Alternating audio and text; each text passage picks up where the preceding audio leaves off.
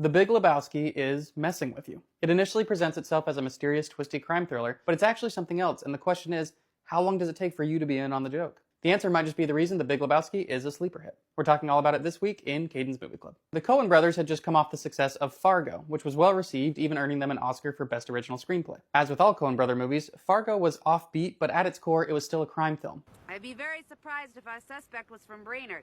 Yeah. And I'll tell you what, from his footprint, he looks like a big fella. You watch a detective unravel a deadly case coming up against ransom, kidnapping, and worse. So when The Big Lebowski was marketed as a kind of tonal follow-up to Fargo, audiences may have had certain expectations. Especially because The Big Lebowski seems like it could go down a similar route as Fargo, until it doesn't. So what kind of story is The Big Lebowski?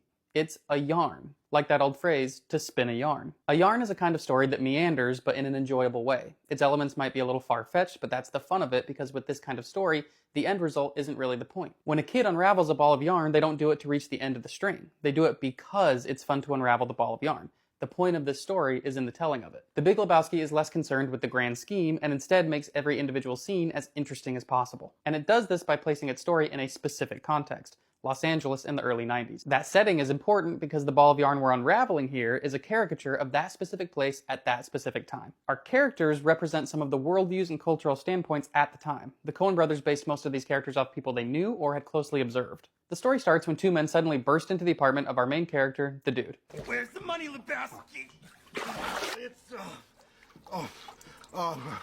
It's down there somewhere. Let me take another look. They interrogate him, confusing him with a wealthy businessman by the same name, Jeffrey Lebowski. You got the wrong guy. I'm the dude, man.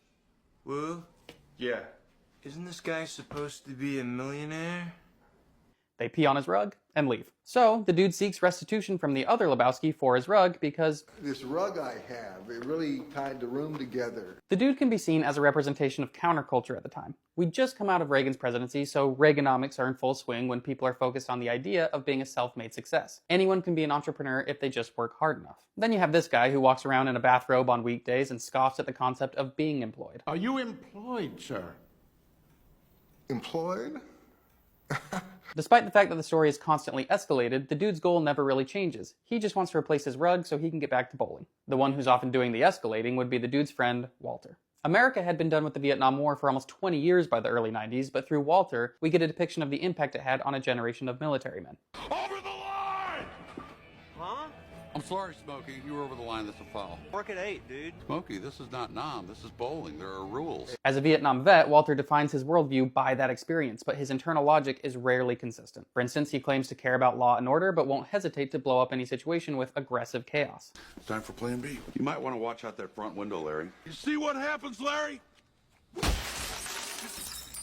This is what happens, Larry. He believes he's the smartest guy in the room in every scenario and seeks to control situations. He usually ends up being wrong, but the dude just goes along with it because the dude abides. And these are just two examples. You've got Maude, Lebowski and Brandt, Donnie, Jackie Treehorn, even some German nihilists that all come in and out of the story to represent certain cultural aspects of that time and place. There's a scene where Walter throws a fit while eating in a diner. If you don't calm down, I'm gonna have to ask you to leave. Lady, I got buddies who died face down in the muck so that you and I can enjoy this family restaurant. All right, I'm out of here. And what I noticed this time was all the people in the background. They're not approaching Walter, they're not calling the police, they're just mildly annoyed. And I realized after living in LA for 7 years now that I have been those people. I've been in a public place, someone is having a bit of a moment, like Walter does here, and you just sort of wonder, what's going on with that guy? And this whole movie is as if the filmmaker said, we'll show you exactly what's going on with that guy. So how come this didn't really work when the movie was first released? It did so-so at the box office and critics were largely unimpressed. I personally believe it goes back to what I said earlier, that the movie is teasing the audience a bit. I mentioned before how the movie's plot begins when two henchmen break into the dude's home. They rough him up, interrogate him about money. It's the perfect inciting incident for a crime thriller. But later in the movie, when the same inciting incident has happened 3 more times,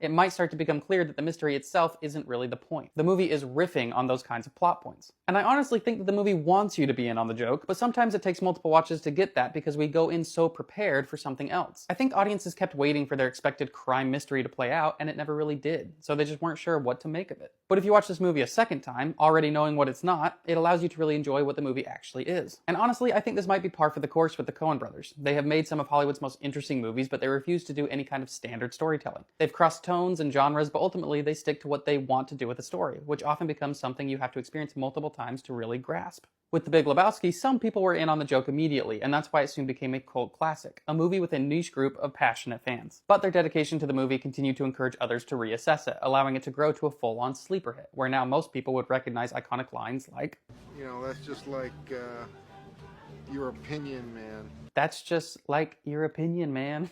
Say it like how he would. That's how he says it! Yeah. And next week we'll be discussing another movie that's become iconic over time, but we're switching genres for horror classic, The Thing.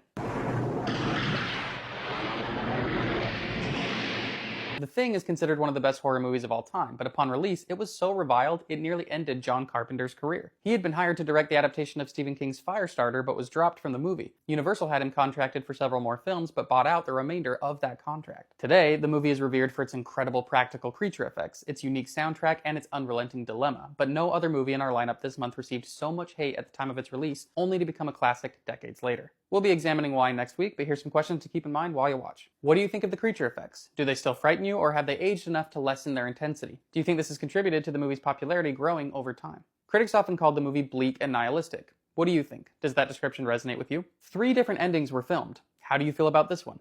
Do you think ambiguity is a good storytelling tactic? So let me know about your experience with The Big Lebowski. Did you vibe with it right away? Were you confused by its tone? Have you come to enjoy it after multiple watches? Or do you have an entirely different take on it? Let's chat about it. And I'll see you back here next week for The Thing. If you want to stay in the know about Movie Club, you know where to go.